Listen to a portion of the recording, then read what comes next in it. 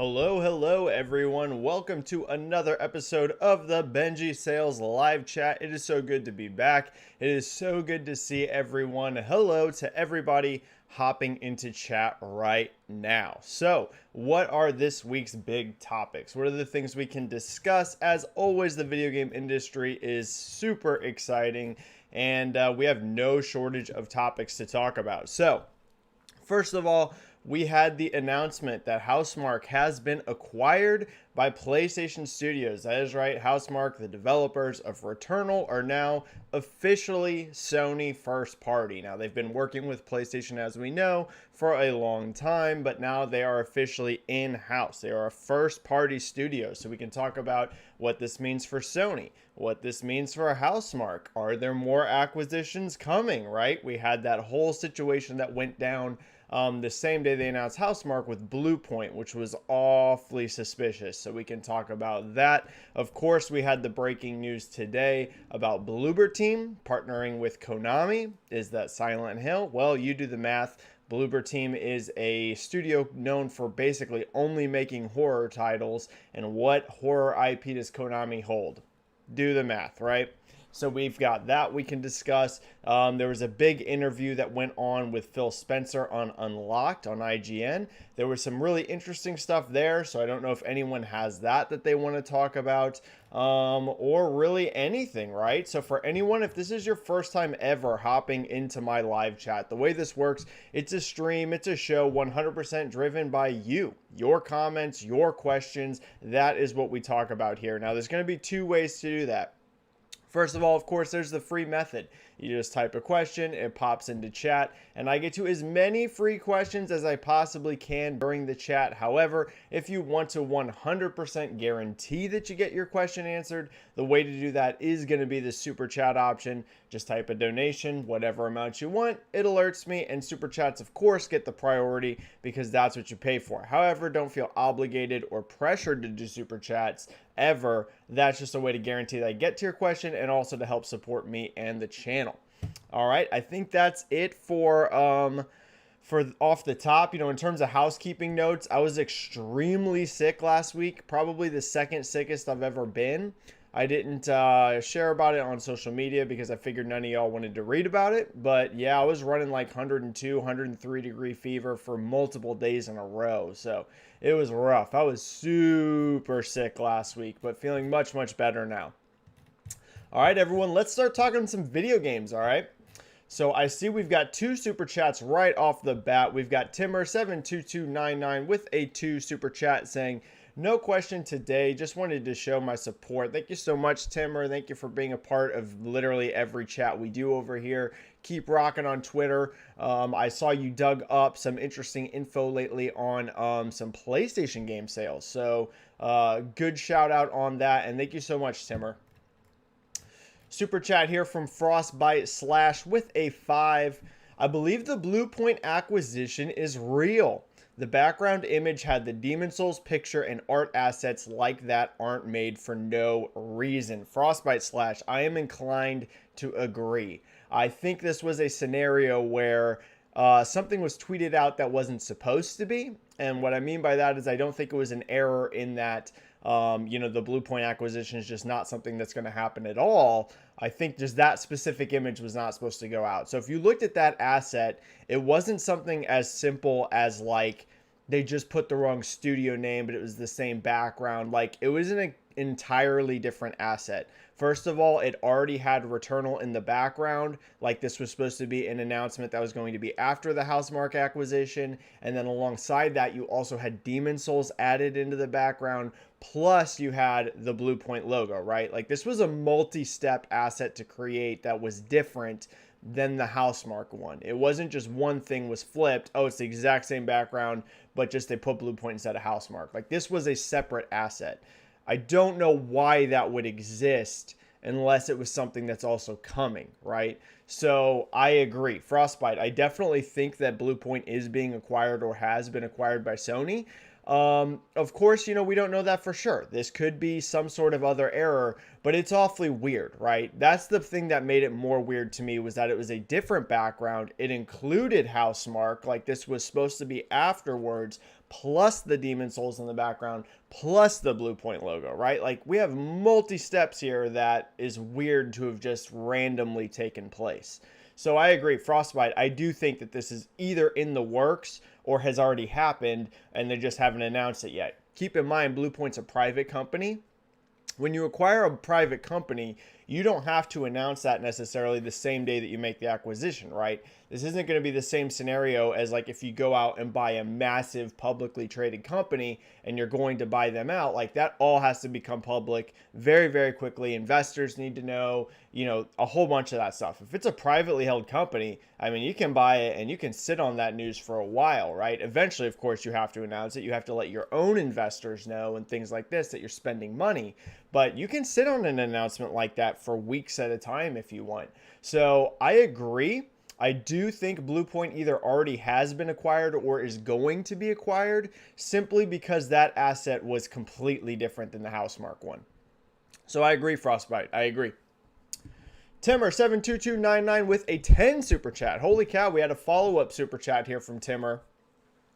Do you think of Flash, the superhero game by Bethesda, would have been a success back in 1995 since they had the license to it back then? I've been told, as I'm writing on the history of ZeniMax and Bethesda. Well, Timmer, you are the expert when it comes to Bethesda. I will say, superhero games now feel like they're in a better position to be successful than they were back then, but there even were successes back then, right? For example, some of those Spider-Man games back in the day, even as far back as the PS1, were successful. There were some successful X-Men games on like the early consoles as well. So Timmer, I would say, yeah. I mean, Flash is one that I think it would have been hard to pull off Flash in a good way back then, right? Because the technology wasn't exactly super impressive, right? So I think it would have been potentially a hard game to actually pull off. Nowadays, you could do some awesome stuff with it, but back then it would have been a challenge. But if it was a good game, yeah. There was precedent back then, Timmer, for other successful superhero games. Like I mentioned, we've had Spider-Man games that were successful since PS1. There were X-Men games, etc. There were Batman games, I mean, as far back as like Sega Genesis and stuff like that. So, Timmer, for sure, there's always been a place for superhero titles in games to be successful. Of course, I think that's stronger now than ever as like comic book movies and stuff have become more prominent. So I would say there's more potential now than back then. But yeah, for sure. For sure. Bethesda and ZeniMax, as long as it was a good game, people have always had a hunger for superhero games. They just translate well to video games. So, yep, I think so. And then Timmer saying maybe a Sonic-like game. Yeah, you could have done something like that. Yep, that's true. Very true, Timmer. And good luck on writing on that. All right. Super chats are cleared for now. Thank you so much. We've got Split End saying, hey man, welcome back. What is up, Split End? Best mod in the business. Thanks for helping moderate chat, and I hope you're doing awesome, brother. Forzathon is back. Hi Benji, hope you're doing awesome. Sony has struck gold with Housemarque. Interesting that they had an art made for Bluepoint, but they didn't announce the acquisition. Thoughts? Yeah, exactly. This is what we were just talking about. In terms of Housemarque specifically, because we just talked about Bluepoint, this to me makes a ton of sense. First of all, I doubt Sony spent that much money on them, right? You gotta think if you're doing acquisitions, Housemarque's not gonna be on the upper end of expenses. First of all, in terms of like IP, right? You're not buying expensive IP with that studio. They don't own a whole bunch of IP that are just like massively successful. Something like that can hugely boost the price of a company, right? Like for example, if you're gonna go out and buy Bungie, Bungie's gonna be expensive as heck. Not just because they have a massive headcount in terms of the studio, but you're also going to be buying the Destiny IP, which is going to be massively expensive, right? You're not going to get that for cheap.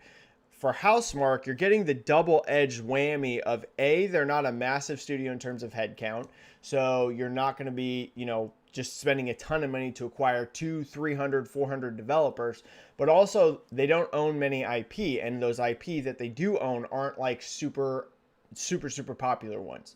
So Sony could have came in here, got Housemarque for relatively cheap, It gives them a studio that has proven they can make quality games. Even their newest release, Returnal, super high quality. So on Sony's end, makes perfect sense. You're getting them cheap. It adds a first-party studio. We know that studios are being bought up, so it secures a partner that you've worked with. And then in terms of Housemarque, I sent a tweet out about this. It makes so much sense for them too, right? I mean, Housemarque's a studio that, despite their high pedigree of quality, they've had not many commercial successes, and especially lately, they were really struggling right up until Returnal. So much so that they were on the verge of being a company that potentially could go out of business. Like, they were struggling that much. Then you had Returnal, which seems to have done successfully for them. And now, by being acquired by Sony, you have that financial stability, right? You don't have to panic constantly. Like, I'm sure they were. I'm sure internally at Housemarque, they were super worried. Every project they had to tackle, every game they were making next, they were super nervous. Am I going to have a job in 3 years, right? Is this game going to come out and bomb and not perform well, and suddenly we have to close the studio? Now, if you're Housemarque, you've got the backing of Sony. You've got all of those resources. You've got stability. And now you also have, as they said during that GQ interview, a bigger budget, more funding. They themselves flat out said that their goal now is to tackle even bigger and more ambitious projects than Returnal was. So yeah, this is one of those deals that just makes perfect sense for both. I'm happy for PlayStation. It bolsters their studios. And then I'm also happy for Housemarque because it's nice to see a team like this that was a little on the rocks, be financially stable. So yeah, great. It's great. It's one of those deals that I think is great for everybody. And it's not one of those two where it's like, if you're an Xbox fan in particular, suddenly you're frustrated because you're like, oh man, I'm losing access to all these games. Housemarque wasn't making Xbox games anyways, right? So it's not one of those things like, oh man. So like I said, it works out for everyone. I think this is a deal that's literally good for everyone involved. I think we had a super chat drop. Frostbite with a second super chat. Thank you so much, Frostbite, with another 5. Earlier, you made a tweet about Konami and Bloober Team not being the only thing going on. Care to elaborate? Sure. So for anyone that watches my stream, y'all, I've hinted that I've known some stuff about Silent Hill for a while. In fact, it might have even been literally the last stream. Is either the last stream or the stream before this, where people were talking about Kojima and is this whole, is Kojima the Silent Hill thing going on? And I flat out said in that stream, the main reason why I didn't think that the whole theories that were going around about Kojima, there was a specific reason why I didn't think that that was real. And as you've now seen, we have Bloober Team doing Silent Hill. So listen, I do not consider myself an insider. I make that very clear all the time when I talk about rumors. Do I get inside scoops? Of course. I'm not a super famous person. I have 25,000 followers on Twitter, and all you have to do is look and see who follows me. A massive chunk of them are from the video game industry. I mean, a huge chunk of my followers. Of course, I'm going to get tips. I, however, to be clear, don't consider myself an insider because I don't go around and do the kind of research it takes to be a true insider, right? 99% of the tips I get, I never even mention, and I never even talk about them. Sometimes they're real, sometimes they're fake. However, this one in particular, I've had some info on Silent Hill for a while that I've been sitting on. And I'm not the only one, right? You saw a VGC report come out, and they just said Bloober Team has a game in the works, and they also said a prominent Japanese developer. Now, that second game, right, that second Silent Hill, I cannot say that I know who's making that game. So is it going to be Kojima making that second Silent Hill game? Could be. I just knew that there was another project in the works that was Silent Hill that had nothing to do with him. So could there be a Kojima Silent Hill game out there? Sure, right? There is potential that could exist. Maybe that's who VGC's talking about. I don't know. Theorize away and theorize however you want, but Bloober Team's not the only Silent Hill project. I'm not going to go super in depth on this, but Konami has been trying to spin up, Silent Hill stuff for a little bit now, right? This I don't think is a super huge secret. You've seen all kinds of insiders talk about, they've been hearing buzz about Silent Hill for probably like a year now, right? You've seen a ton of these rumors floating around. Konami has wanted to do something with the IP. So I'm not the only one that heard about this kind of stuff. There's other people, and there's people that know even more. But yeah, I wouldn't, if you're someone that's like, oh my God, I don't like Bloober Team, which I do. I thought the medium was good. But if you hate them, I wouldn't just panic like this is the only Silent Hill you're going to get. I mean, as VGC reports, apparently there is another one being developed by a Japanese company. You know, I've heard rumblings about, you know, 2, possibly up to even 3 projects for Silent Hill. So we'll have to see, right? We'll have to see. I wouldn't run off with this and be like, oh, Benji, the insider, is confirming all kinds of Silent Hill stuff. Again, this is all rumblings and stuff. But yeah, I mean, I've known about some Silent Hill stuff for a while. That hasn't been a secret. I've talked about it on this stream many times because people ask me about it all the time. And that's not the only game, right? Of course I hear rumors. You don't have, I mean, like I said, I'm not like super famous, but you don't have the size following I have on Twitter and not hear any rumors, right? I mean, of course I'm going to hear stuff. All right. The Deadly 8. Hey Benji, will you always stream on Wednesday, or is this a special occasion, and will you return to Friday streams? Deadly 8, it's completely random, okay? When I stream is completely random, and I know that's annoying for people that want to regularly be in my streams, but it's because specifically I work retail and I have no set schedule, none, right? Literally every single week my schedule is different. In terms of what days I'm off, it's different. And in terms of what hours I work in those days are different. So it's literally impossible for me to just have a set date and a set time that I stream. Because literally some days, some weeks my days off are going to be a Saturday and a Wednesday. And then other days it's going to be a Tuesday and a Friday. And then sometimes I'll open and work in the mornings on a Thursday, or I'll close on a Thursday. It's really annoying, I know, because I know a lot of people love these streams. I love doing these streams. But Deadly 8, there's no set time. That's why it's just kind of randomly once a week. I throw a stream out there when I get the time for it. But until I get a job that's not retail, there's no way for me to have just an exact set date and time when I stream every week. So it's going to be random, and I hate to say that, but it is. Forzathon, what is your top 3 favorite indie games of last gen? Ooh, that's a great question. Of last gen? Man, that's going to be tough because there's a ton. I mean, one that stands out right off the bat's Inside. That game is incredible. Anyone that, you know, you guys know me, I love horror. And Inside's not like strictly horror speaking, but it's a bit of a mind thriller. And that ending is something else. Don't worry, I won't spoil it, but play Inside if you haven't. That definitely ranks up there. That is a phenomenal game. Man, I played so many, like I would have to kind of dig through my brain, and that could take a while. But Inside is one right off the bat I know that would place up there. And I'm sure there's more. I'd have to do some digging on that one, Forzathon. So let me come back to that. But for now, I'll shout out Inside. That game is phenomenal. Deadly 8. WB and AT&T recently sold Playdemic for $1 billion. Do you think they will sell more studios before forming Warner Discovery? Could the new parent company sell more WB game assets? Well, Deadly 8, it's possible.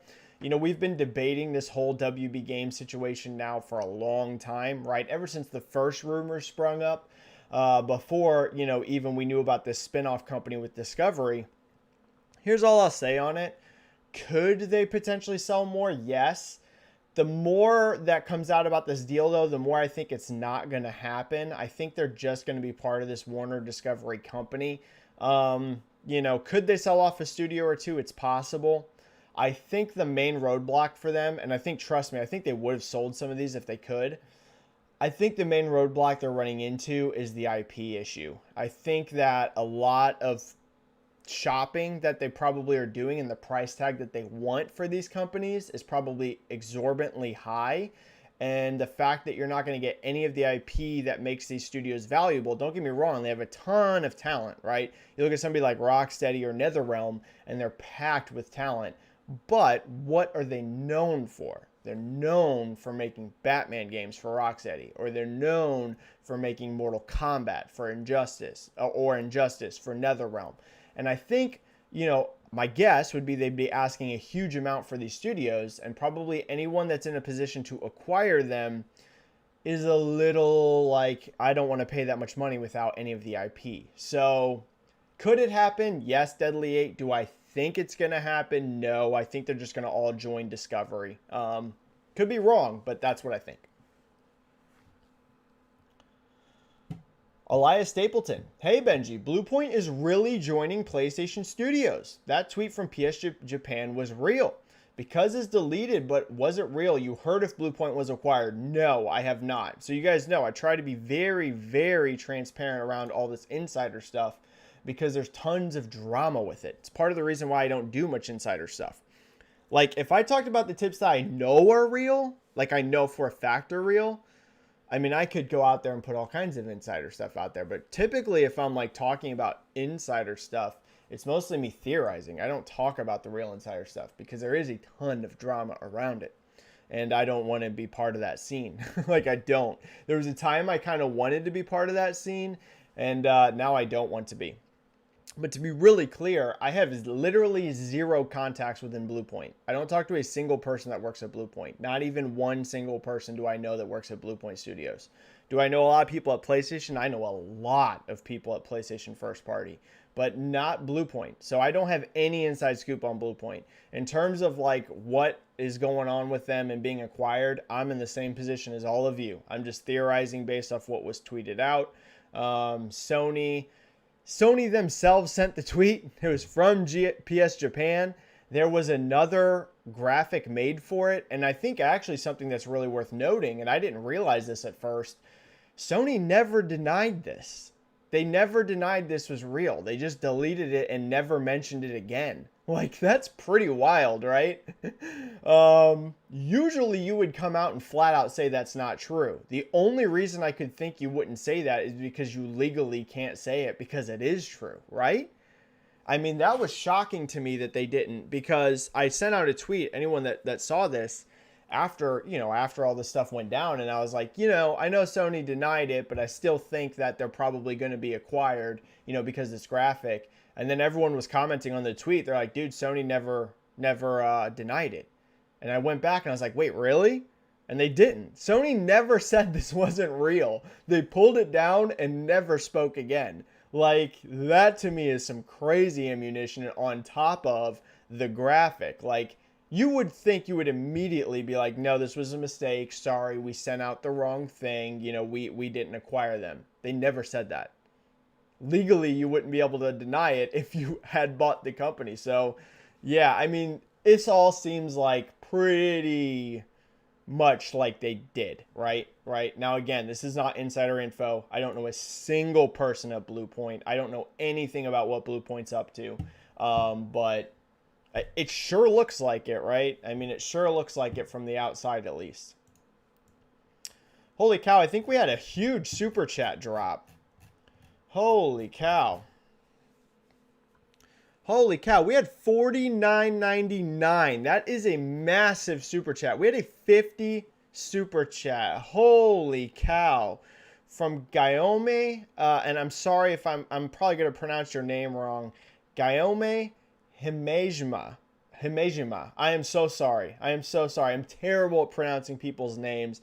That's a huge super chat. Thank you so much. Thank you. I mean, seriously, thank you so much.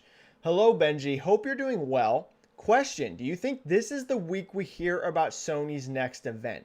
Supposedly happening on July 8th. Keep doing what you love. We love you. Well, thank you so much, Guillaume.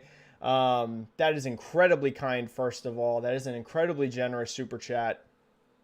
Now, do I think we're going to hear about Sony's next event soon?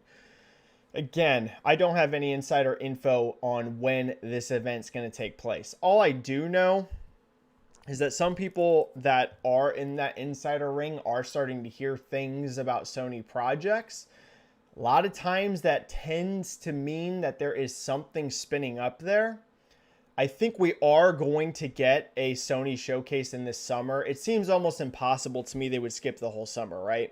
I get skipping E3. I've mentioned it before. I don't think you ever see Sony at E3 again, like ever. I don't think it'll ever happen.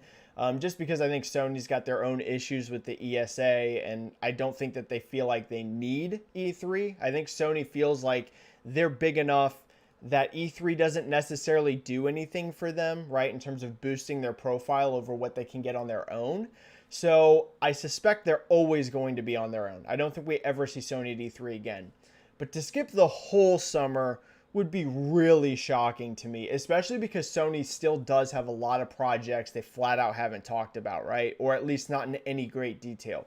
Let's look at Sony's upcoming slate.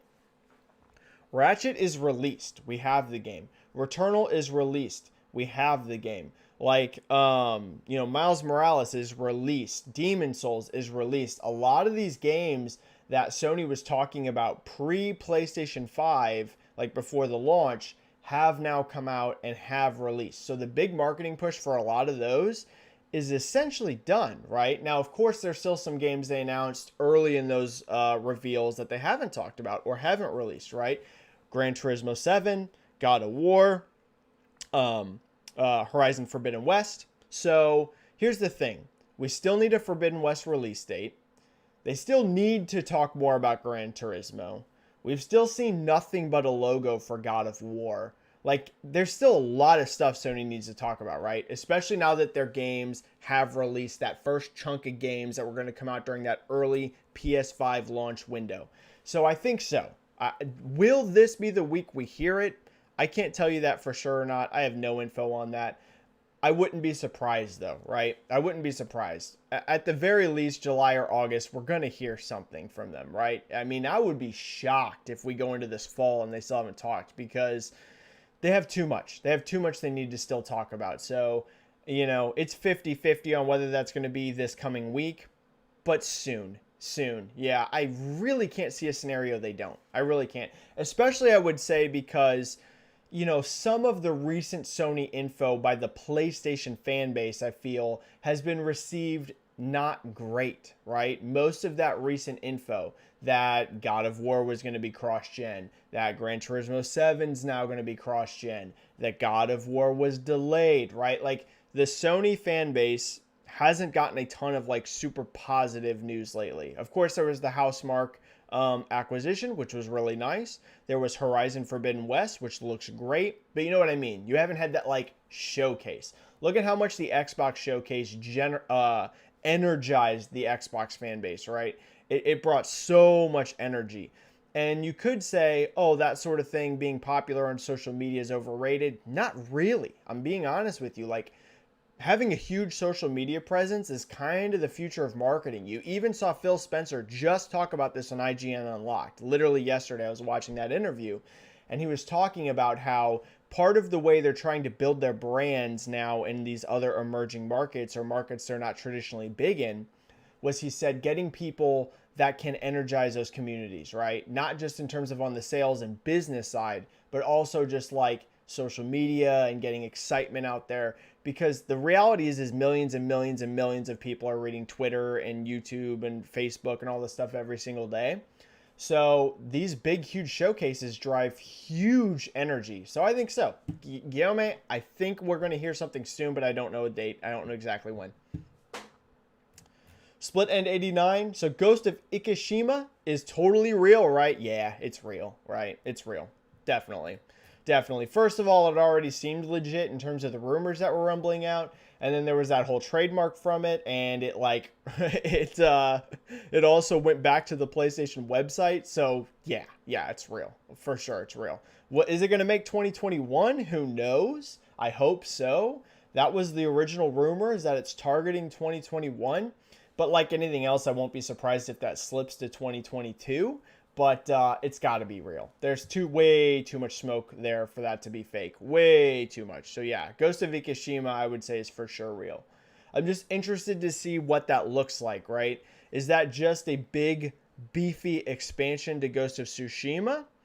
Or is it more of like a Miles Morales type situation where it's, bigger than a small expansion, but it's not like the next full-on sequel. It's more like this in-between type game. I'm very curious which way that goes. Expansion, you know, smaller size game at a cheaper price point. Could go either way, but either way, Ghost of Ikushima definitely appears to be very real. Yeah, definitely. All right, super chats are cleared for now. Thank you so much, everyone, for your generosity. Thanks for being so awesome.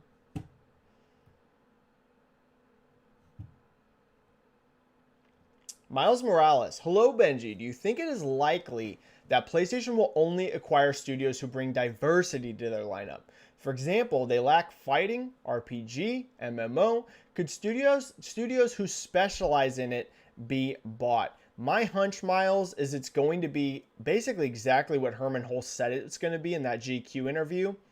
More than likely, it's going to be studios that they have a relationship with, right? Housemarque, it was a very tight relationship. If you look, Bluepoint, very tight relationship, and that looks likely to be their next acquisition. So you'd have to run the math, right? Look at Insomniac, a studio they had a long time relationship with. Miles, I don't get the hunch that it's a scenario where Sony's just going to go out and randomly poach studios that they just see strictly as financially valuable. Though, of course, that's going to be part of the equation. But I think it's going to be teams and studios that they really feel that they're partnered with well, that makes sense as part of their DNA. Will some of those be studios that, you know, specialize in things that they don't already do? I think that would be smart, right? They already have so many teams that kind of make, and I don't want to say the same thing because I love those games and there's so much talent at those studios. And to be frank, I consider some people at those studios to be friends, right? I talk to a lot of PlayStation first party, but you know what I mean. They a lot of PlayStation first party is making third person, narrative driven, story based games, right? That's just the facts. Now, do they play different? Do they have different universes? Yeah, but if you look at the Sony lineup, it is a lot of that, right? There's not much first person there virtually at all. There's not much outside of narrative-driven, story-focused games, but I don't blame them for that, right? That's what they've found success with. That's what their fan base loves. But if you were to buy some studios, it could be smart to get somebody that's not something that you already have so much cultivated talent at, right? So a fighting game would make sense, especially with them buying Evo. There are those rumors floating around that they are buying Arc System Works. I have zero info or knowledge on that, so your guess is as good as mine. But yeah, so of course it'd be great if you also are getting a team that doesn't make the games that you already make. But my hunch again is it's going to be people they've already worked with and have that relationship with. So I would actually keep my eyes more on some of these like upcoming studios. Ember Lab, I would keep a very close eye on Ember Lab. If Kina is a big success, if it reviews really highly, if it gets, you know, great word of mouth and it sells well, I mean, Ember Lab to me is a studio that I could very much see going Sony first party. That's one I would very much keep an eye on. Watch that. I don't think it'll happen before Kina comes out. They're probably going to want to wait and see what that game actually does. But if that's a success, I could very much see Sony swooping in and buying Ember Lab. I could very much see that.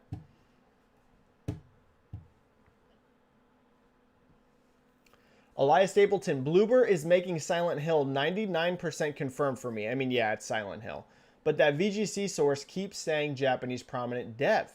Do you think it's Sony? The info you have is for Bloober or the other Silent Hill game? Yeah, I talked about this. I just knew there were other games in the works that had nothing to do with Kojima. You know, is it Sony? Is it Kojima making this Japanese game? I have no idea what dev team's making that. None. It could be Sony. It could be Kojima. It could be Koei Tecmo. It could be Platinum Games for all I know. You know, who knows? I don't know who the team on that Japanese game is. Not sure. I'm just really not sure, Elias.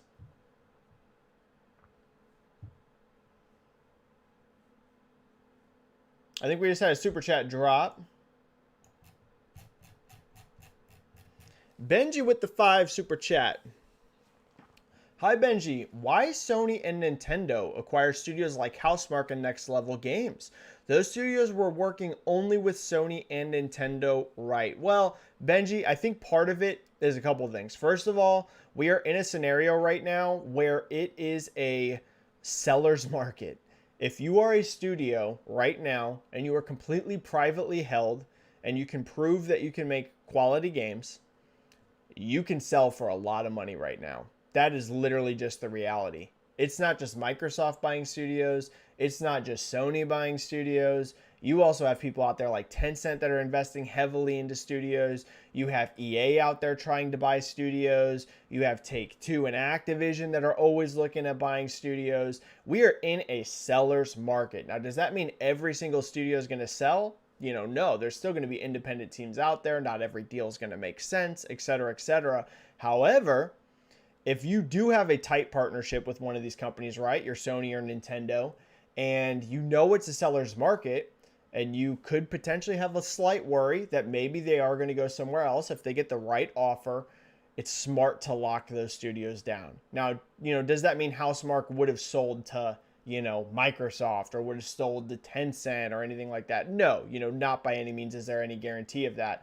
But there's also that risk, right? Especially nowadays. 10 years ago, maybe not so much. But right now, where we're at right now in the gaming industry, it's a big deal. That's why if I'm Sony, I would buy Bluepoint ASAP, right? If they haven't bought Bluepoint, I'd be writing some freaking checks. And I would be locking them in. Because we are in that sellers and consolidation mode right now of the gaming industry. So, that is 100% going to be a factor there.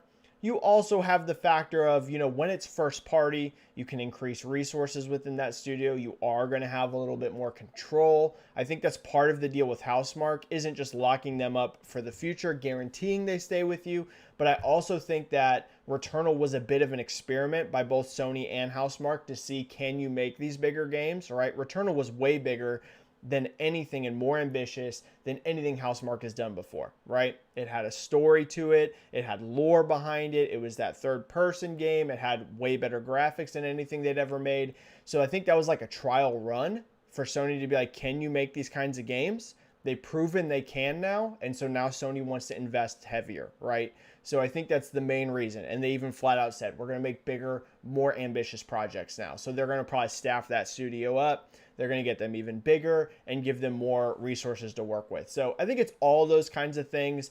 Same thing in a scenario situation with Nintendo, and that's basically why. I don't think it's one of those things just like, oh, they only work for us and we don't want them to go multi-platform. Of course, that's going to be a factor, but I think it's all that stuff. And thank you for the super chat, Benji. All right. Back to some free questions. Miles Morales, do you think it is possible that some games that might get announced next year or E3 2022 could still be cross-gen, or do you think this is the final year of cross-gen announcements? Ooh, I think cross-gen's winding down. Now, we talked about this before. I think you will still see a nice chunk of cross-gen games next year, specifically because of delays in 2021, right? We all know so many games got delayed out of 2021, both announced games, right? We saw a ton of announced games get delayed, but also unannounced games, right? Keep in mind, there were other games that were supposed to be out last year that never got announced because internally they got delayed because COVID and got pushed to next year. So they just never announced the game and they waited. So I think you're still going to see a nice chunk of cross-gen games in 2022. But most like brand new game announcements next year will probably be current gen only in terms of PS5 and Series XS, right? Because most of your new announcements in 2022 are going to be for holiday 2022 or 2023 games. Put it this way, by the time we hit 2023, I expect almost no cross-gen, right? You're still maybe going to get some sports games. Maybe Call of Duty 2023's cross-gen still. That's up in the air to me, maybe. But outside of that, 2023, 99% of games, I think, by then are current gen only. Because the install base for PS5 and Series X and S by 2023 are going to be pretty darn big. So yeah, I don't think you see much cross-gen that year, but you still are probably going to get some cross-gen announcements next year, specifically because they were games that were originally going to be 2021 that got delayed. I think we just had a super chat come in. Let me hit that super chat. Thanks for a good turnout, everybody. Thanks for all the super chats today. Thanks for being awesome. Dreamwalker says the audio is so low. I apologize. If my audio is low, I'm sorry. I hope you guys can hear me. I've got my mic. I've got it turned up. Let me look at OBS. OBS is showing me hitting into the top green and yellow, so I'm not sure. I apologize for that. Kellegrim with a 20 super chat. Sup, Benji? Quick Metroid question, and thank you for the 20, Kellegrim, and it's great to see you here, man. I know it's been a bit since you could be in the chat live. Am I the only one a little disappointed about the next entry being a side-scroller? With the apparent quality delays originally, I was expecting a new Prime title. Thanks. Well, Kellegrim, there's definitely a new Metroid Prime coming. Like, definitely. You know, it was already announced, Kellegrim. The thing is that game clearly isn't close to launching, right? Keep in mind, that game was originally going to be developed, Metroid Prime 4, by Bandai Namco.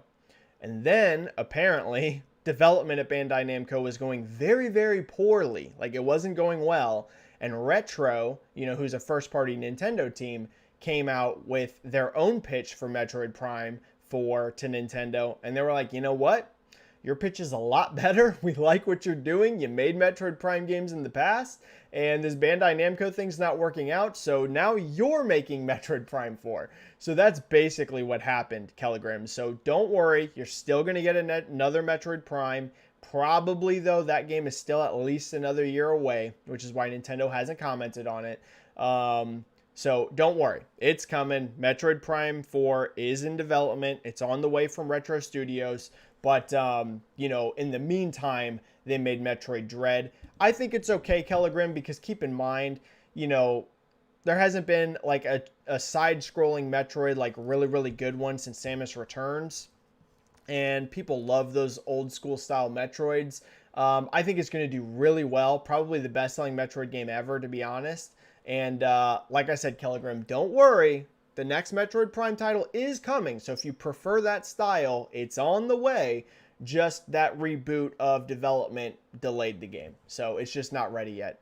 Probably you would have had that game by now if the Bandai Namco thing would have worked out, but they had to completely reboot the project with Retro. And then Kellegrim with another 5 super chats saying, sweet. Thank you so much, Kellegrim. Thanks, man. That's 2 super chats in 1. Thank you so much, Kellegrim. You're awesome, man. Thanks for a great turnout today, everyone. I'm having a blast. I hope you guys are too. Yoda Soda. Benji boy, how are you? I'm doing good. Much better now that I'm not sick, y'all. Last week sucked. Last week was rough. Did you read GameIndustry.biz article on Disney licenses? It is an interesting read. They seem to be interested in licensing out their IPs to talented studios, which makes me wonder, could we see now more than ever many developers and publishers take on the Disney license? They seem a lot more open than they used to now. Yoda Soda, I did read that article. I read GameIndustry.biz all the time. In fact, I read them more than any other online publication. I'll be honest, I don't read much of online games journalism anymore. And that's not a knock on places like, you know, IGN and GameSpot and Kotaku and stuff like this. You know, I used to read all that religiously, but nowadays I don't read too much of that. It's just Twitter for me, right? And I think that's the case for most people. But GamesIndustry.biz, I still read all the time. They have excellent articles. It lines up a little bit more with what my interests are, right? My interests are, of course, I love games, but I also love like the business and sales and like strategy side of the industry. And that's really what they dive into there. And so, yeah, I love GameIndustry.biz. Shout out to them. They do incredible work. Shout out to all the reporters over there. They're probably my favorite games online publication out there. They're probably my number one. So yeah, and in terms of Disney, yeah, we're going to see a lot of Disney games coming. A lot. Now, I mentioned this, I think, in the last live chat, but I'm sure there's people that are in this chat that weren't there. Will we see a ton of like the premier Disney themselves games, right? Your Moanas, your Frozens, your, go down the list. I don't know, right? That to me seems like a stretch. And people will be like, Ben, why are you talking about, Moana and Frozen? These are like the biggest Disney movies, right? Not counting, things like Marvel and Star Wars, which are, of course, Disney, but they're like sub brands. That mainline Mickey Mouse, that kind of stuff, are you going to see a ton of games based on that? I don't know. I think it's smart to. I think they should actually explore some of that because there's not near enough family games out there on the market, but I think it's going to be hard to convince a studio to put a AAA budget behind a Frozen game, for example. But you're going to see a ton of Star Wars and you're going to see a ton of Marvel, no doubt about it. You're going to see a ton of both of those. And of course, Disney owns other properties, they could leverage besides, the ones I mentioned. So yeah, you're going to see a lot though. You're going to see a ton of Disney stuff and potentially more crossovers, right? Like we just saw with Pirates of the Caribbean. That was a massive success for Sea of Thieves and I think for Disney. So I think you could also see some of that stuff too. More crossover type stuff.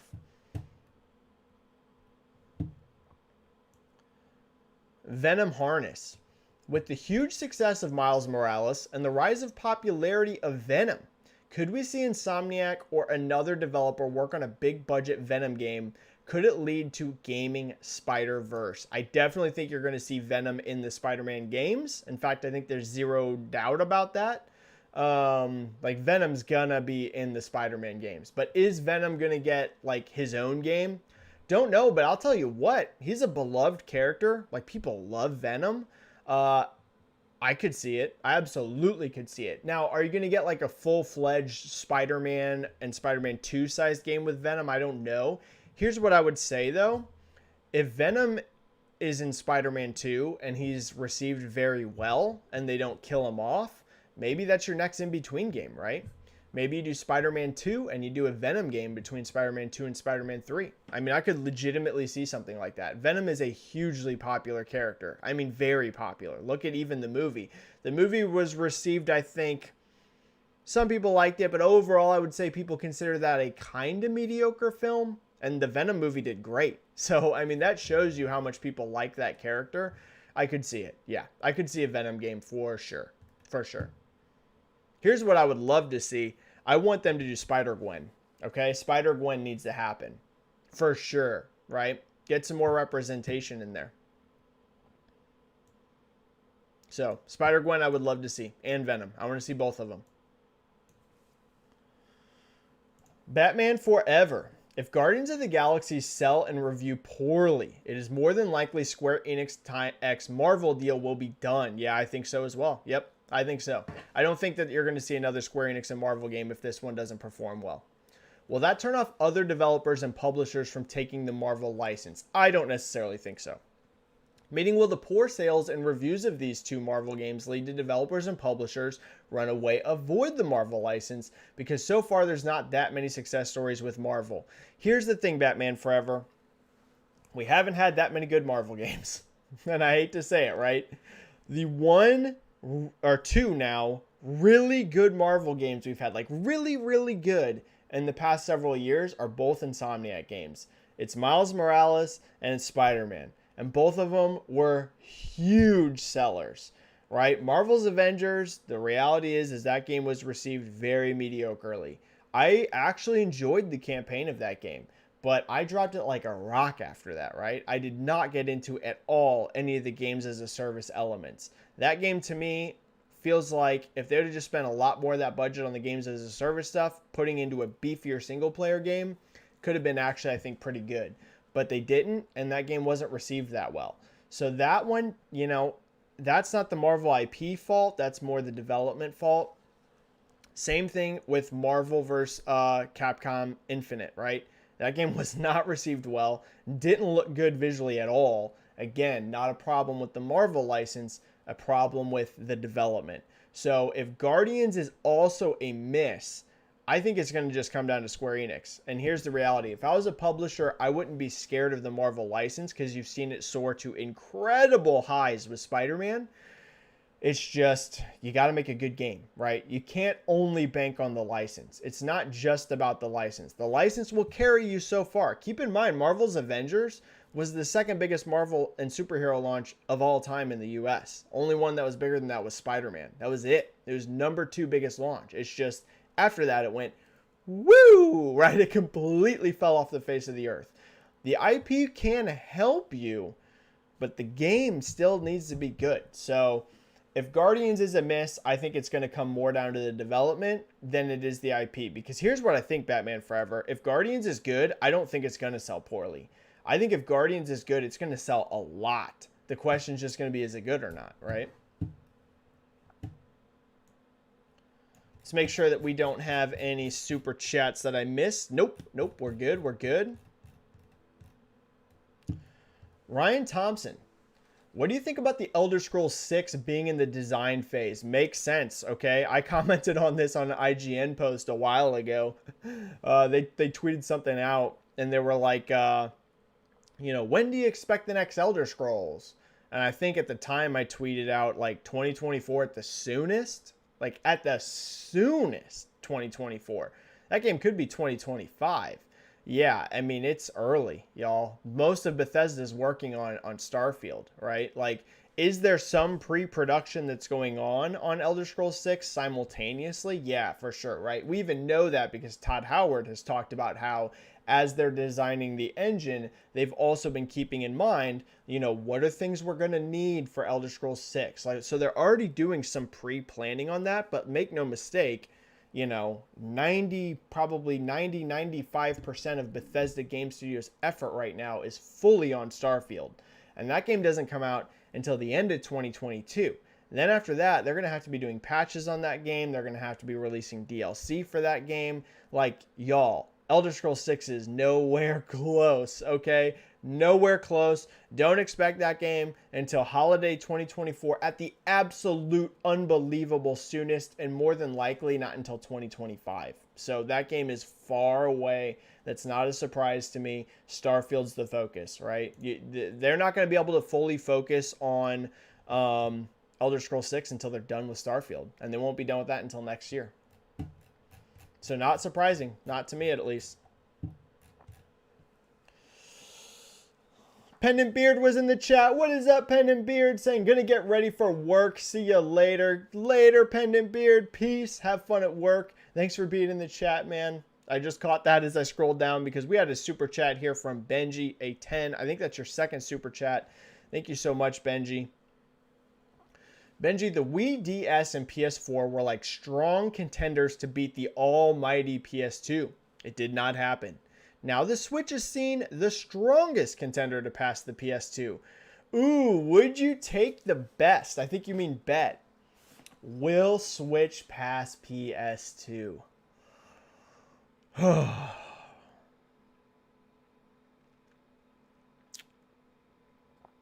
A big part of this is going to depend if Switch Pro is real, and if it's real, when it's coming, right?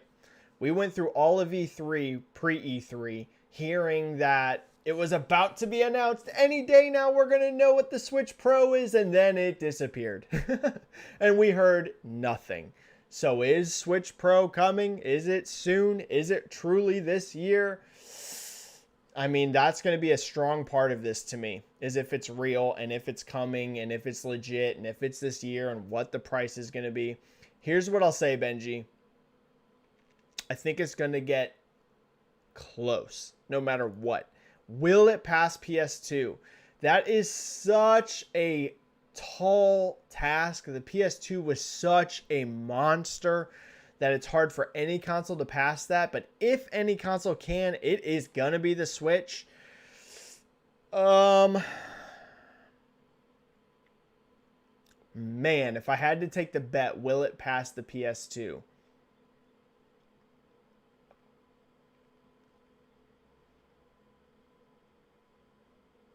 I'll say, let's say yes. Let's just go big. Let's say yes. Yep. Let's say yes. Maybe. I don't know. I have no confidence, Benji. Maybe it could happen, but I don't know. That's so tough. Keep in mind, Switch hasn't even had a price drop yet. Wow.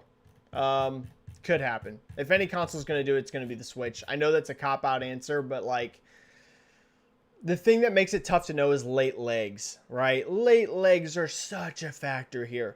PS2 just kept selling and selling and selling, right?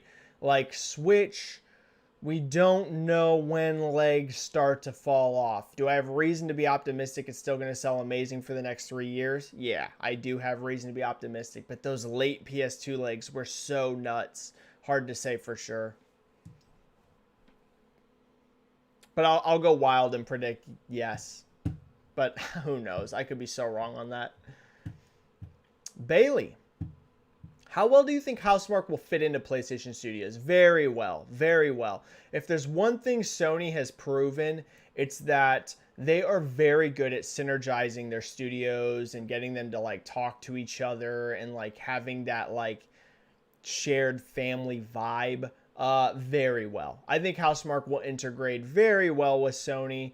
I think especially after Returnal, which again was that third-person narrative focused, you know, and not narrative focused to the same degree as like The Last of Us or something, but there was still quite a bit of story there in terms of like lore and stuff. Good. Yeah, good. Housemarque will be a good fit. They'll be a good fit. Now, here's the thing. I would not encourage them to make bullet hell games. And can they incorporate their learnings from that into their games like we saw with Returnal? Yes. But like, should they make the next twin stick shooter bullet hell game? No, it's just going to bomb. I'm sorry, but there's just not demand for that genre. There's no evidence that there's any demand for those kind of games. Even after Returnal came out and did decent, keep in mind that did not play like old school Housemarque games, right? They had to evolve their formula. So no, they should not do anything that's a twin stick, you know, bullet hell type game. It's that market is so niche, it's unbelievable.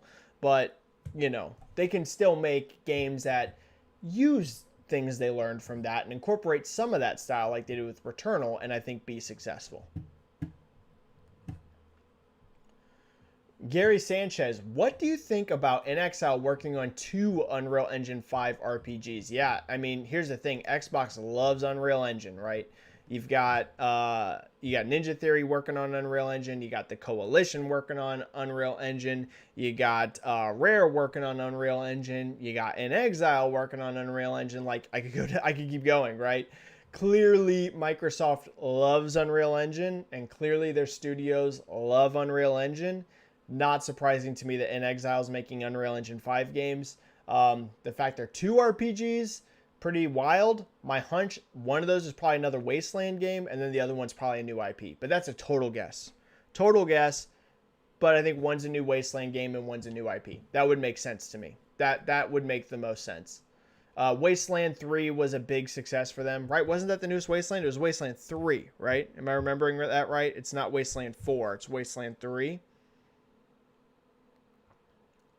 I just want to make sure I'm right there. Yeah. So, you know, that game reviewed extremely well. I think it was like the most successful of the Wasteland games. So, my hunch, Wasteland 4, probably in very early pre-production, and then a new IP. That would make sense to me. Ahmed Syed, guys, what's up with the deleted tweet? He knows something we don't. I basically have gone over this about Silent Hill and why it was deleted. Yeah. Yep.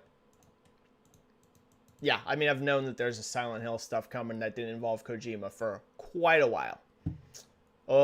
Basically, I've known that for a year. I've basically known for a year that there was non-Silent Hill, or non-Kojima Silent Hill stuff coming. But again, I don't think that's shocking. You've seen all kinds of people hint at that for the last year, right? It wasn't like I was the only person who knew that. Other people knew too.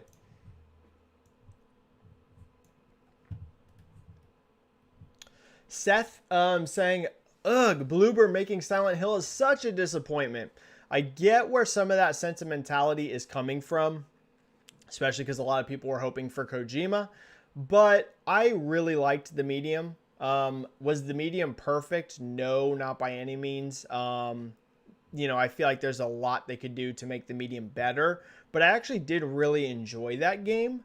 And keep in mind, my guess is that Bloober is going to staff up for this, because Silent Hill is going to be a bigger project than anything they've done before, by far, right? So they're going to need a little bit more resources and a little bit more talent on that game. So, I would not write this game off yet, even if you don't like Bloober's earlier projects. I really wouldn't. I really would not write that off. So, the medium was good, I thought. I thought that was a good game. So I'm very much excited for it. Is it as hype and crazy as if it was a Kojima game? No, not necessarily. But I wouldn't judge yet. I would wait to see what it looks like. I think we just had a super chat. Yeah, we had our third super chat from Frostbite. Holy cow, 3 super chats in one chat. Thank you so much, Frostbite. What do you think the next remake Bluepoint is working on? There's a lot of rumors around Metal Gear Solid or Legend of Dragoon. As a total guess, y'all, because as I said, I don't know a single person at Bluepoint. Don't know a single one. Don't have a single contact at Bluepoint, so this is literally guessing. I think my guess would be Metal Gear Solid. Main reason for that is I feel like it's the biggest one they could make. The biggest one. Like, if you could lock in any remake that's heavily associated with PlayStation, man, to me, it's Metal Gear Solid 1. I just don't think anything else compares. I really, really, really, truly don't. I know that's not a PlayStation IP. I know it's Konami, so they would have to get Konami to agree and work with them on that. But if you're Sony and you can make that happen, Metal Gear Solid 1. That would be such a massive ace in the hole, y'all. People would go nuts for that. I'm telling you, people would go crazy for Metal Gear Solid 1 remake. So, that's going to be my guess. That is going to be my guess, but I have zero inside knowledge on that. But if that's just the game that if I was Sony, I'd be trying to make that happen, man. I'd be trying so hard to get that because people would flip out if they got that. So that's what I'm going to guess for now until we get info that says otherwise. But my guess, Metal Gear Solid remake. Because it would be so big. It would be so big. Legend of Dragoon to me seems just so unlikely. That game was never successful. Or at least not like in a big way. I know so many people want Legend of Dragoon. I see people beg for it all the time. But I don't know. That's not a game to me that if they announced it, it would actually sell a ton of copies. Legend of Dragoon, I would assume would sell less than Demon Souls. Honestly. Legend of Dragoon's so old and is not this culturally beloved game. For example, the way Metal Gear Solid is. I wouldn't have high expectations for a Legend of Dragoon in sales at all. I would keep those very low if I was Sony. So would they greenlight that? I don't know. But Metal Gear Solid, they absolutely would greenlight that if they could get it for the right deal. Teddy Morton. Curious if you're changing how you think about sales? Yes, 100%. As more and more of the industry's revenues are post-launch content, free-to-play, games as a service, etc., is unit sales a relevant metric for success still? Teddy, this is so spot on, and it actually lines up with something I've been thinking about lately. Y'all, I've been thinking about changing my name away from Benji-Sales, right? And I don't know what that would be. It'd be Benji something. Here's the main reason I haven't. I've become known as Benji-Sales, right? It's always weird to rebrand after you're somewhat established, right? Like I said earlier, it's not like I'm some big famous person, but I do have 25,000 followers. A lot of people know who I am. So it's kind of weird to rebrand now. But I talk about so much more than just sales, right? When I very first made my Twitter account, it literally existed as a way for me to talk about video game industry sales on Twitter. And talk about unit sales and that kind of thing. And that was almost 3 years ago now. The industry has changed a lot in 3 years, right? It's a totally different place than it was 3 years ago. You look at the way subscription spending has increased. You look at the way free-to-play games have just blown up. Of course they were blowing up before that, but just even bigger since then. Benji-Sales doesn't necessarily make as much sense about what I do nowadays, right? Like, do I still tweet about sales milestones? Absolutely, right? You guys see me do that, but I also tweet a lot about like player numbers and metrics and just overall strategy and stuff. So I don't know if I would rebrand, and if so, to what, but I do agree, Teddy, that like unit sales alone are way less relevant than they used to be. So it feels a little weird to just still be having my name, because, you know, that's not my real name, obviously. Benji is, but the sales part's just a made up part. So yeah, I've thought about rebranding it. And do I think about the industry different? Completely. Is there still some ways that unit sales are vastly important? Yes, particularly to Sony and their first party games, though they are going to slowly move away from that as well. But like Sony and Nintendo, still a huge bulk of their games, their first party games, their money is coming from unit sales, right? God of War has no DLC. Horizon Forbidden West has an expansion, but it has no multiplayer, no microtransactions. You look at, I could go down the list, right? Most of their games, The Last of Us Part 2 had zero multiplayer component to it when it came out, and it has no DLC. You look at a ton of Nintendo games, and they don't have much DLC, right? And they're like local multiplayer. So yeah, the industry is still rapidly shifting. Unit sales are still a very important metric, but I would say not necessarily the most important anymore. And you saw Phil Spencer talk about this in the IGN Unlocked interview. I keep bringing it up because it's a good interview. And he talked about that at Microsoft nowadays. They don't even look really at like unit sales as that important. And in fact, he even said they don't look at just how much money is spent on a specific thing as being that important anymore. He said the main metric they measure now at Microsoft in terms of what if they're being successful or not is how much they are increasing how much people are playing games on their service. Like, just in general, how many people are engaged with Xbox. That's like their number one success metric now, is increasing that number. Because when you increase how many people are in your ecosystem, that's naturally lifting everything. That's lifting microtransactions, that's lifting DLC, that's lifting subscriptions. Of course, it is lifting sales, but that kind of shows you, right? Like, Microsoft's own internal thinking now is how many people are engaged. That's literally the most important metric. So yeah, Teddy, I totally have had to rethink it, I've been talking about video game sales since 2007, okay, online. Not on Twitter. That was on video game forums, right? All the way back at GameTrailers.com. Then after that at VGCharts.com. Then after that at NeoGAF. Then after that at Reset Era. And then now on Twitter and YouTube. I've been talking about this stuff since 2007, okay?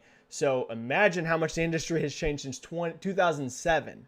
A lot. So yeah, sales is not the end-all be-all metric by any means anymore.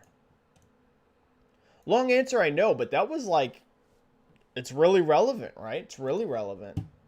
So sorry if I lost some of y'all there. It got lost in the sauce, but yeah, video game sales are not the only or most important metric anymore in a lot of cases.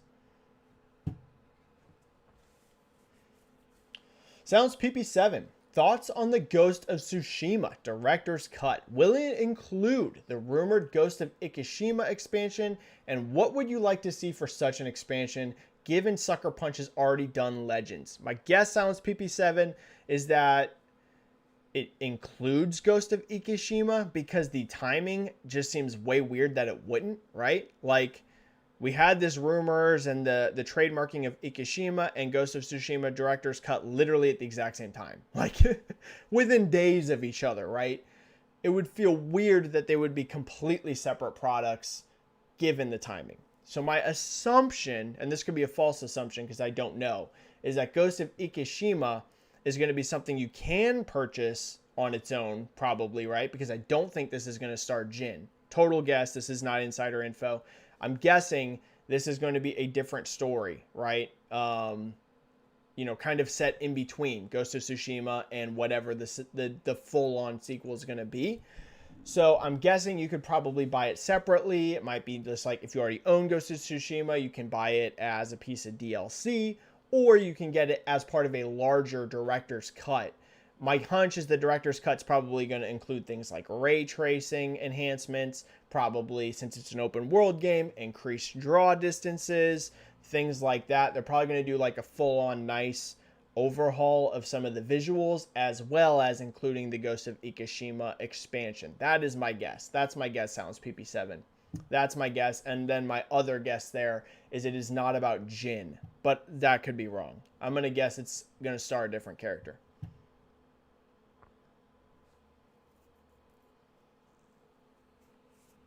Teddy had also another great question. Curious what you're seeing in terms of legs for Assassin's Creed Valhalla, and any read across from Ubisoft talking less AAA titles and more games as a service and other post-launch content. First of all, in terms of Assassin's Creed Valhalla legs, they are excellent. You see it charting regularly well on the NPD charts, very well at times. Valhalla continues to have excellent legs. You've heard Ubisoft shout about legs, and they've actually said that for the first time ever, Valhalla is going to get a full-on additional year of DLC from what they've normally done for Origins and Odyssey.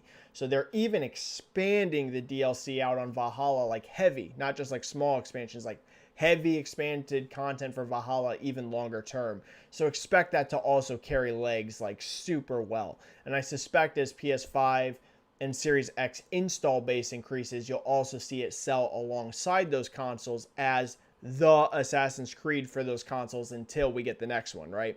So Valhalla legs are looking great. In terms of Ubisoft's strategy about more free-to-play and games as a service, I'll be honest, I don't like it.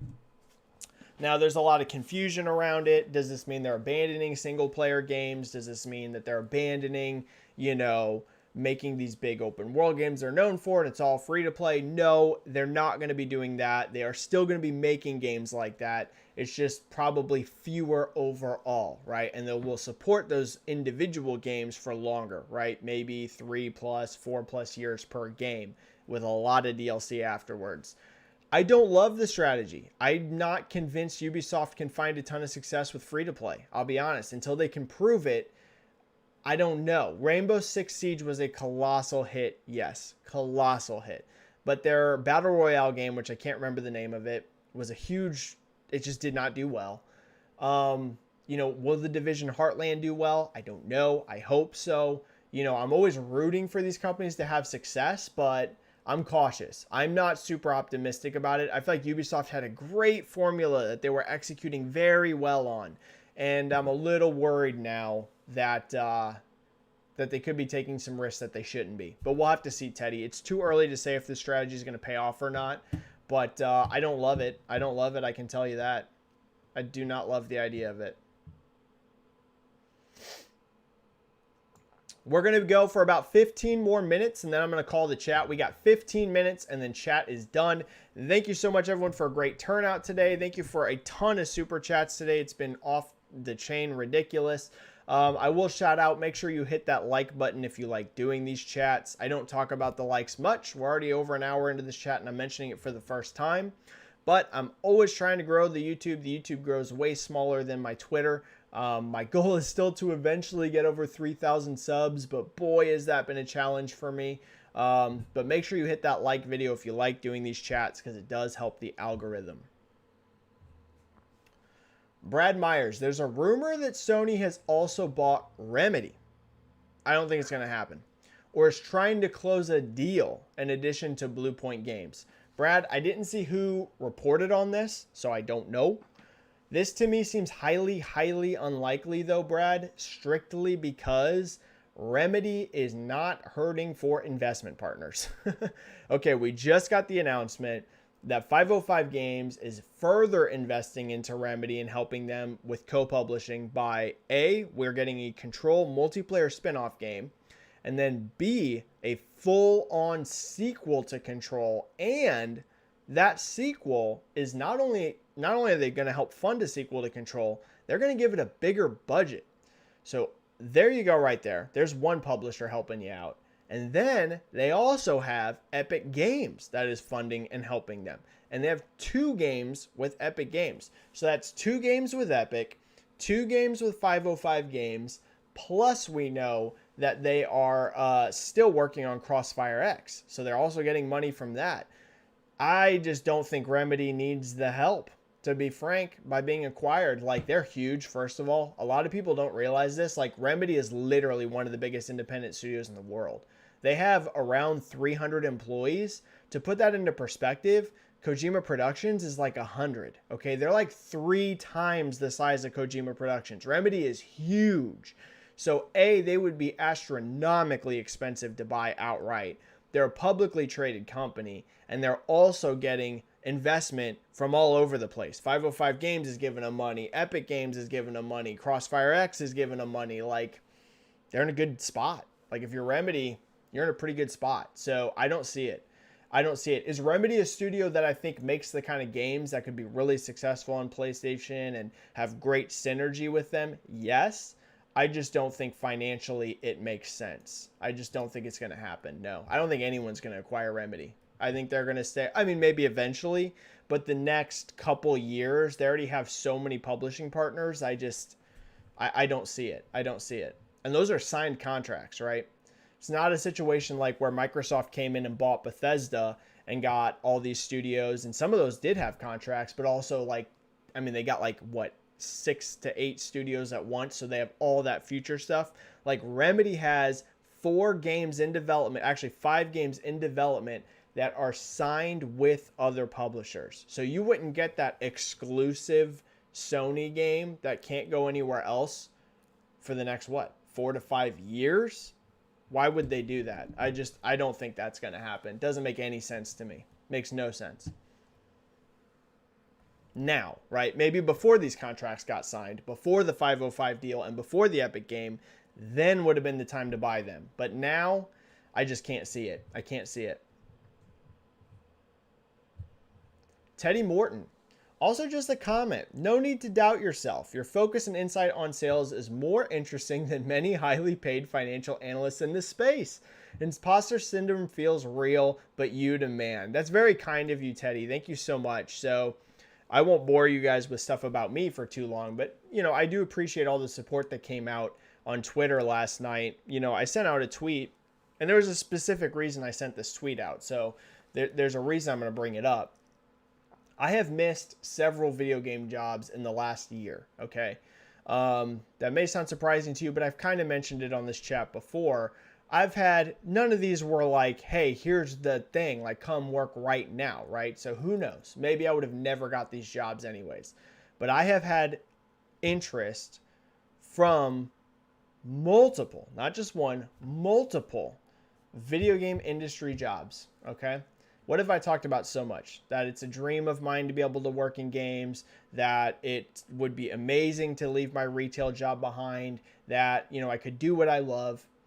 And every one of these that came through, one of them was for a dream company, okay? I won't say the company, but it's one of the biggest companies in all of gaming. Put it that way. One of the biggest. Working for the biggest, one of the biggest companies you can imagine that makes video games. And every one of these, what happened? They sent over the job description. I was, you know, headhunted by them. It wasn't me applying. It was them approaching me. And you know, saying we have interest, you know, here's the job description, apply for this job, we're interested in you. And every one of those, I read the job description, didn't qualify for what they were asking for in terms of the overall job description, and never sent my resume back. Maybe that sounds shocking to you. And in retrospect, you know, I see how dumb it is that I didn't do it. But you know, I feel like I'm not the only one that struggles with something like this. I'm sure there's other people out there that do this sort of thing. And that's why I tweeted it out to say, you know, learn from my mistakes, okay? Don't repeat the errors that I have made.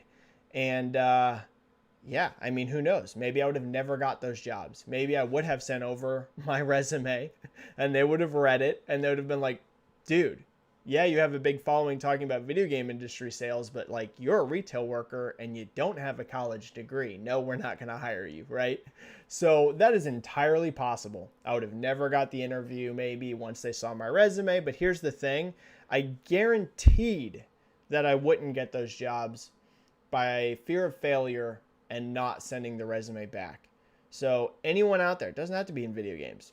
If you're doing anything out there in life, take the risk. We're going to fail sometimes, right? Sometimes you're going to feel like a loser and you're going to get turned down, but don't let that fear of failure keep you from pursuing your dreams and at least giving yourself that chance, okay? So that's why I tweeted it out. I tweeted it out because I was like, I try to be a real person on Twitter, right? I don't try to be a personality or somebody that paints my life as something that it's not. I view this as like a real engagement. Don't make my mistakes, okay? That could be any field, any industry. You have to have some belief in yourself. So that's why I tweeted it out. I really appreciate all the support that I got online. It was incredible. And yeah, I hope anyone that's in a similar scenario can learn from that, okay? All right, we've got 10 minutes, so I got to be selective. I got to be selective on these. I got 10 minutes to answer questions, and then I have to go because I got to go to work. All right? So let me select. I'm sorry. I wish I could hit every single question, but I got to be selectful about what I pick for the next 10 minutes.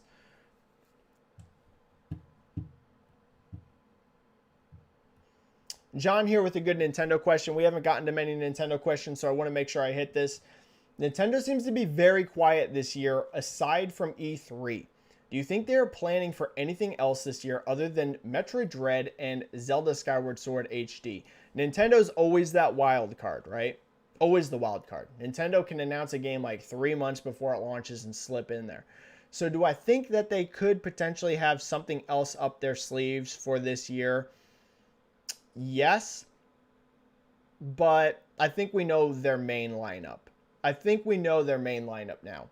Maybe they slip one more game in there, but I don't think they have like a massive, Mario Kart they're going to slip in there or something like that. Maybe I'm wrong, but I think they got Shin Megami Tensei 5 this year. They got Metroid Dread. They got Skyward Sword HD. I know that doesn't sound like the most impressive lineup, so maybe one more. You know what? Maybe there is one more massive Mario Kart-sized announcement left, but I don't think any more than that, right? And maybe a few other small announcements, right? But I don't think there's like Nintendo's secretly hiding 4 AAA games they're going to launch in the last 3 months of the year, right? You get what I'm saying? I don't think there's that so much, but there could be one more big one in there. There could be. Yeah, that's entirely possible. Especially if, here's what I'll say. If Switch Pro really is this year, they will want to make sure they have a massive game to launch with that. So probably, okay? If that really is this year, there probably is one big game they still haven't talked about that they're going to talk about alongside the Switch Pro and will also launch with the Switch Pro, would be my guess. That would be the thing to watch out for, John. That's a possibility.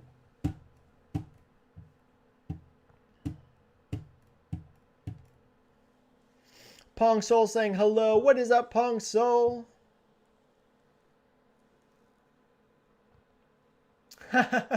Pazikon here with a random funny question, so I'll answer it super fast, but it's funny. Who was a better Catwoman, Michelle Pfeiffer or Anne Hathaway? Michelle Pfeiffer. I'm going to say Michelle Pfeiffer on that one.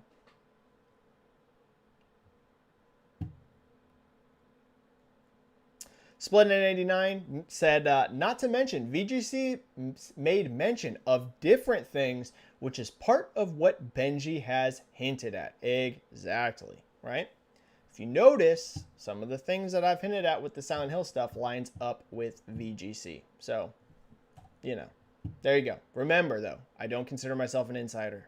To be clear.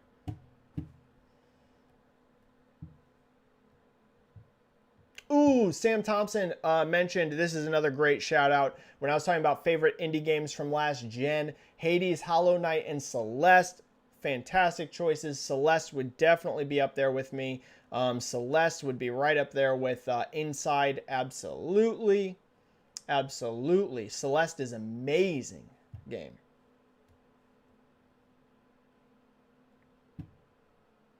Truth Teller, do you think Silent Hill will be a PS exclusive? I could see one of these projects being a PlayStation exclusive, yes. Do I think Bloober Team's game is a PlayStation exclusive? I don't, but I don't know that for sure. My guess is that Bloober Team's game is multi-platform, but to be clear, I don't know that for sure. But could one of these projects, particularly the one coming out of Japan, be a PlayStation exclusive? That I could see. That I could see. That I could see, yes.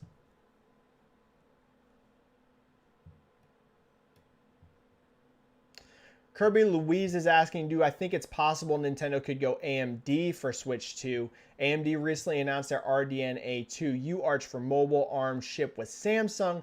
Think they're looking to steal Nintendo back from Nvidia. Kirby, it's possible, but I think Nvidia knows that Nintendo's like their only console partner. And while they don't necessarily make a freaking ton of money from the Switch and Nintendo deal, of course they make some, but their margins aren't massive there, so they're not making like ridiculous money there. I think Nvidia just highly values the exposure and the relationship and being able to say, like when they're talking to investors and being able to go on stage and, you know, talk about all their stuff. I think they like to be able to mention that they are in that console space. So Kirby Louise, from a tech standpoint, I can totally see AMD trying to get Nintendo back. But I think Nvidia is going to be really aggressive to keep Nintendo with them. Because the thing is Sony ain't going back to them, and neither's Microsoft. Or at least not anytime soon. And Nvidia's only partner in that console space is Nintendo. So I think Nvidia will continue to make it very attractive for Nintendo to stay with them. So I'm guessing Switch 2 is also going to be Nvidia. I think so.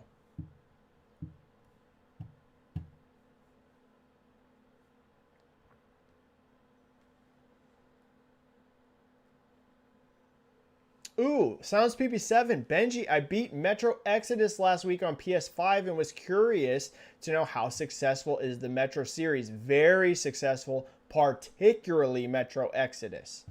And what do you think is next for 4A games? Their ray tracing in Metro Exodus was super impressive. Metro Exodus is the most successful Metro game. It was the fastest selling Metro game ever. And I've heard the ray tracing is amazing. I haven't played the ray traced mode yet. I definitely am going to at some point, but I haven't got a chance to. But Metro is very successful. To be clear, Metro is very successful. Expect another Metro game from 4A Games. Very much so. Exodus particularly was a big breakout for them. You know, Metro 1 and 2 did well, but Exodus really was their fastest selling one. Yeah, there's going to be another Metro game. No doubt about it. No doubt about it. We had a super chat hit right at the end of chat. JCat squeezing in a super chat. Thank you so much, JCat. Don't worry, this isn't going to be the last question. I'm going to try and steal a couple more from the bottom because I want to get as many questions as possible. JCat with the 10.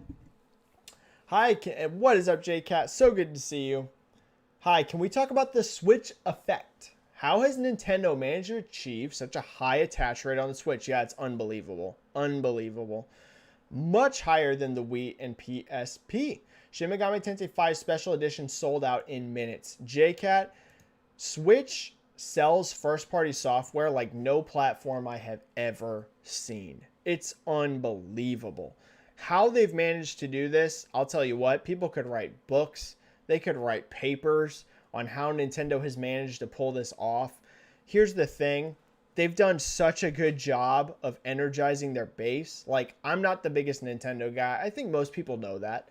I like Nintendo. I play my Switch. I mean, I have a big old stack of Switch games over there. It's not that I don't like Nintendo, but between PlayStation, Xbox, and Nintendo, you know, I definitely played Nintendo the least out of those three. Basically why you see me, you know, not constantly tweeting about Nintendo stuff and more about PlayStation and Xbox. I just play those platforms more. Now, sales data and things like that, I tweet about Nintendo all the time. But you don't see me tweet as much about playing Nintendo games, though I do play them.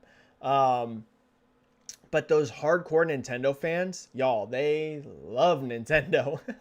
And there's always been that. But, like, they have managed to energize their audience with the Switch like I have never seen. I mean, you just go on Twitter and you see the kind of numbers that, you know, every single Nintendo Direct does. Every single random Nintendo announcement does. Massive numbers on social media. Huge engagement. They've just been able to energize that audience unbelievably. And the way they've done that is making games people want, right? Like, people love Animal Crossing. They love Mario Kart. They loved Breath of the Wild. Like, Nintendo's just been hitting on all cylinders for their games, right? Their games have been really good. The console's selling extraordinary. Their marketing has been excellent. Like, it's a whole bunch, right? Somebody could write a whole thesis and paper about Nintendo's business strategy, but all those are elements. And the main core thing I would boil it down to, besides just, you know, automatically the hardware doing amazing is going to lift all boats. But particularly the way they've been able to energize that audience is amazing, right? It's been amazing. So yeah, all of that. There's so much more you could do with it, but all of that. And thank you so much for the super chat, JCat. BitCloud Gaming saying, what's up? What is up, BitCloud Gaming? So good to see ya.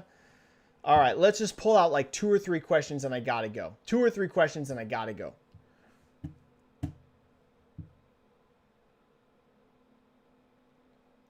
This one's ultra fast, so I don't know if I'm going to count this one or not. But John W., do you think we're going to see The Last of Us 2 remaster / director's cut for PS5? Honestly, I would have told you no before. But now that we're seeing Ghost of Tsushima director's cut and Death Stranding director's cut, I mean, maybe, right? Maybe. I wouldn't rule it out. I would have told you no literally until Ghost of Tsushima director's cut and Death Stranding director's cut were a thing. Now all of a sudden it's like, oh, I mean, Ghost of Tsushima already had the 60 FPS patch. So whatever this is something on top of that. So I wouldn't rule it out. John, it's possible. It's possible. I wouldn't rule it out now.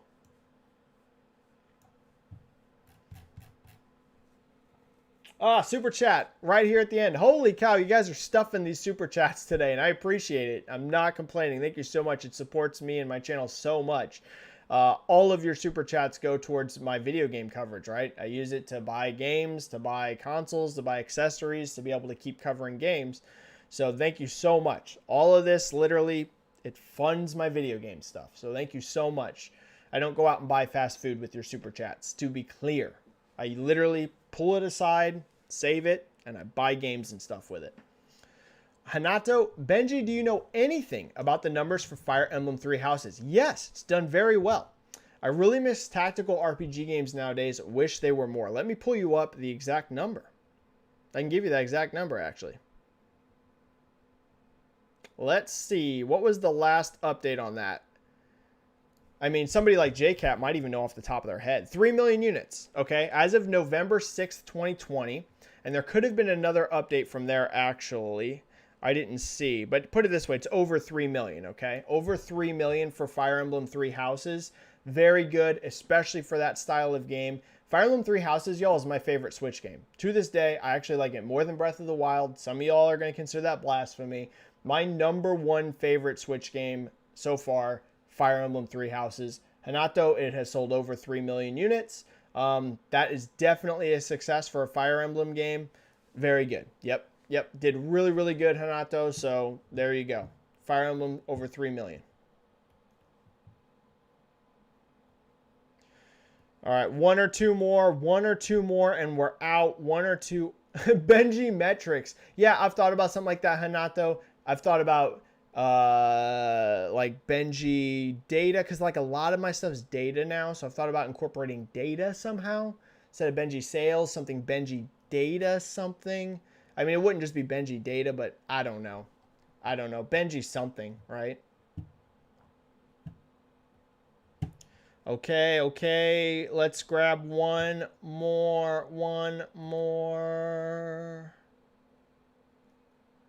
Yeah, Dreamwalker said Venom 2 trailer numbers were insane. I'm stoked for it because it's directed by Andy Serkis, like we were talking about earlier. Venom is a super popular character. I could definitely see a Venom game coming or incorporating him heavily somehow in the Spider-Man games. Like, it just makes too much sense. Venom's way too popular.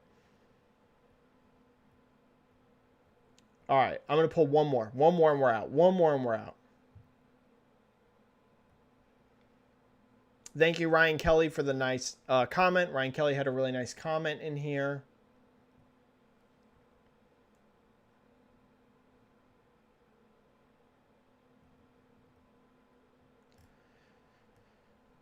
Dreamwalker, imagine Ember Lab, creators of Tina Reboot, Jack and Daxter, or even Sly Cooper. Yeah, those could all be amazing, right?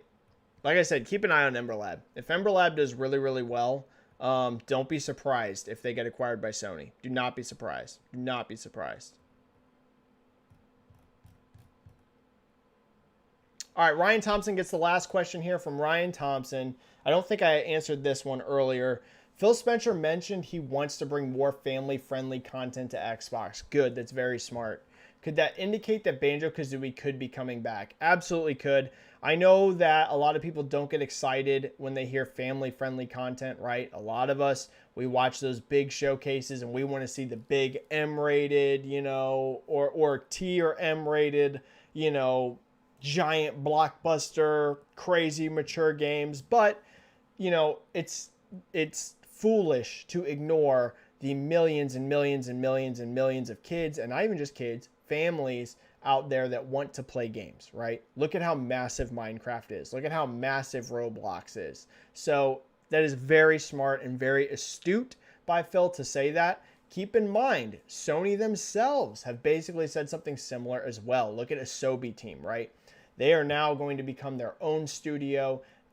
Usually when you get your own studio, that means you're also going to get a little bit bigger, a little bit more staffed up. And what do they make? They flat out said games that will be family friendly. Now, of course, these games are like all ages, right? You could be an adult and play Banjo-Kazooie, or you could be a 6-year-old and play Banjo-Kazooie.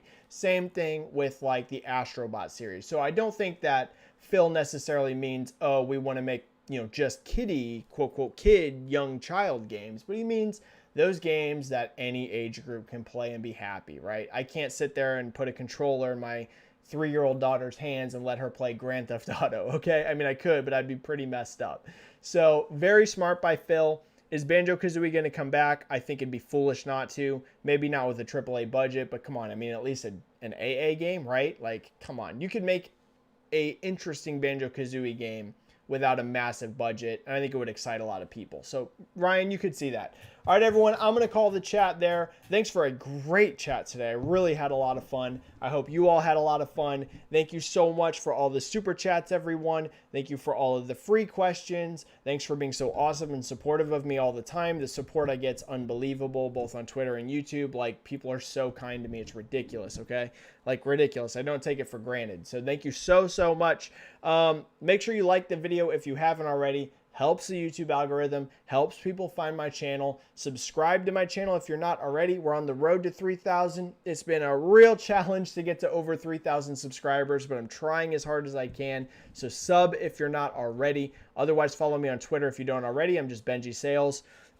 Stay safe, everyone. Play some games. I will see you all next time. And yeah, I'll be seeing you soon. You guys know how exciting the video game industry is. So bye, everyone. Have fun and be safe. Bye, bye, bye, bye, bye, bye, bye, bye. Peace.